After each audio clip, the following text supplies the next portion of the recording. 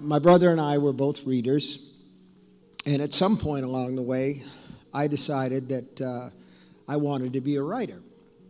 So I started to type up stories on an old typewriter that I had, and I started to send them to magazines, and I pounded a nail into the wall, and I'd get the rejection slips back, and I would put them on that nail, and around the time that I turned 17 or 18, the nail fell out of the wall because there were so many rejection slips on it, so I got a bigger nail.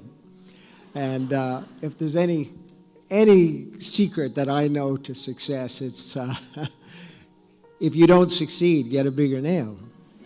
Yes, there is something I want to ask you. All right. How the f do you write so many books so fast?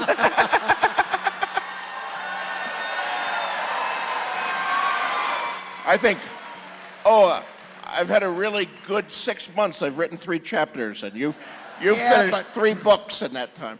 Here's the thing, okay? There are books and there are books. The way that I work, I try to get out there and I try to get 6 pages a day. So with a book like End of Watch, and when I'm working, I work every day, 3-4 hours, and I try to get those 6 pages, and I try to get them fairly clean.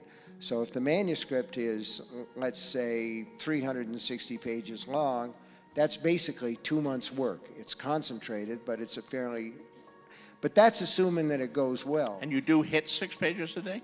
I usually do. You don't ever have a day where you sit down there and it's like constipation, and you write a sentence and you hate the sentence, and okay. you check your email, and you wonder if you had any talent after all, and maybe you should have been a plumber. Don't you have days like that? No, I mean, there's real life. You know, I can be working away and something comes up, and you have to basically get up and you have to go to see the doctor, or you have to take somebody a care package, or you have to go to the post office, because whatever. But mostly I try to get the 6 pages in, although entropy tries to intervene. You go where the story leads you. And in this case, I had no idea it was going to have a dark conclusion. You know, you were mentioning before we got going, Salem's Lot. And when I started that story, I thought to myself, well, this will be the opposite of Dracula, where the good guys win. In this book, the good guys are going to lose, and everybody's going to become a vampire at the end of the book. And that didn't happen, because you go where the book leads you, and this one just led me into a very dark place. I didn't even want to go there. I want people to find it out for themselves. But in any case, John Irving, when he was talking to a bunch of would-be writers one time, said that the first thing he does with a book is write the last line of that book. And I heard that and I just went, you know, like that. Because to me, that's kind of like spoiling the fun. I like to start with a little bit of an idea, you know, they come from different places. Sometimes they stick around and you want to do something, sometimes they don't. But the idea is to start with something and just start to go with it, you know. And that's the joy of finding things out, of having characters that just sort of walk on and become a big part of the story. I feel like you have to follow the characters and you have to follow the story where it leads. And the last thing that I want to do is to spoil a book with plot. So, you know, I think that plot is the last resort of bad writers, as a rule. I'm a lot more interested in character and situation, and you follow it where it goes. And so, anyway, I had no idea that Tad was going to die, and I had no idea that Danny and his mother were going to live, but I was really glad when they did. People will say, do you keep a notebook? And the answer is, I think a writer's notebook is the best way in the world to immortalize bad ideas. My idea about a good idea is one that sticks around and sticks around and sticks around. It's like, to me, it's like if you were to put breadcrumbs in a strainer and shake it, which is what the passage of time is for me. It's like shaking a strainer. All this stuff that's not very big and not very important just kind of dissolves and falls out. but the good stuff stays. You know, the big pieces stay. I had the idea for Under the Dome when I was teaching high school back in 1973, and it was just too big for me, and I was too young for it. And I wrote about 25, 26 pages and put it away. There's a scene at the beginning of this book where this woodchuck gets cut in half when this dome comes down over this town. I had written that part when I was in my early 20s and just sort of recreated it from memory when I wrote the book. So the good stuff stays. So does that mean that writing can be taught, can be learned? It can be learned, but I'm not sure it can be taught. It's a self-taught kind of thing. I think the best writers are voracious readers who pick up the cadences and the feel of narration through a number of different books, and you begin by maybe copying the style of writers that really knocked you out. I mean, as a teenager, I read a lot of H.P. Lovecraft, so I wrote like H.P. Lovecraft. And in my 20s, I read a lot of Ross MacDonald and Raymond Chandler, so I wrote like those guys. But little by little, you develop your own style. I have a routine because I think that writing is self-hypnosis, and you fall into a kind of a trance if you do the same passes over and over. So I'll get up, have some breakfast with my wife, watch CNN, and then I'll make my pot of tea and sit down and write for about 3.5 hours. I started with short stories when I was 18, sold my first one when I was about 20, and produced pretty much nothing but, well, I wrote a couple of novels, but they were not accepted, and a lot of them were so bad that I didn't even bother to revise them. But the short stories were making money, and I got very comfortable with that format, and I've never wanted to leave it completely behind. You hear some people who write short stories talk about the fact that in their mind they have these massive novels written about these characters, but really what you see on the page is just a sliver of a story that's in their brain that they could write a novel about it in most cases.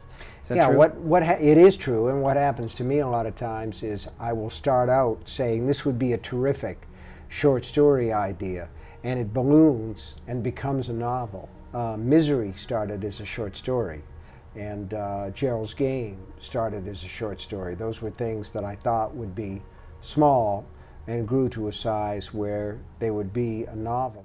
For a long time, I felt like movies were a lesser medium because it's like skating. It's all on the surface.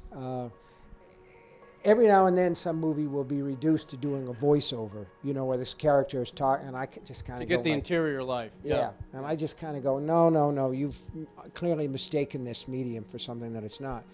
But I came to realize that films have a language of their own, and you have to learn that language, and it isn't enough to say, well, I've watched movies my whole life. You have to write a couple. I started, I think I was probably, I'd been writing novels full-time for about 1.5 years, and I thought to myself, I want to learn how to write movies. I want to try it anyway. So I got a book that was about writing screenplays, and I read it. But at the end, it had a sample screenplay from The Twilight Zone. It showed me what the form was, and that was something real that I could. So I took the Ray Bradbury book, Something Wicked This Way Comes, and I wrote a screenplay, and I learned what I was doing. It wasn't for anybody but me. And then a little while later, I wrote a book called The Shining, and it was my third book, and I got contractual rights to write the first draft screenplay for that. And I did do that, and I found out later that Stanley Kubrick, who had got the rights through Warner Brothers, had already determined that he and a lady named Diane Johnson were going to do the screenplay for The Shining.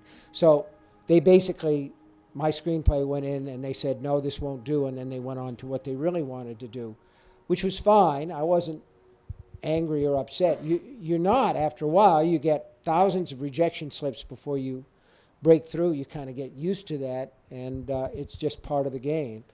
But the thing is, you learn little by little. So, do you release books differently now than you used to? In that, like, do you have a different definition of what a successful book is, or on the eve of a book's release, do you pay a special kind of attention to how it will be received or how it's being reviewed? I think that if you spend too much time worrying about what the audience is going to like, that they're not going to like anything that you do. I just look for ideas that I really enjoy, something that I really want to live with for a while, like the story about the people under the dome. And I get into it most of the time, and then I just have a ball. I never finished a book and felt like I'm glad that's done. I usually finish a book and say, geez, I don't want to say goodbye to these people. And if the people who read it feel the same way, then I'm really happy.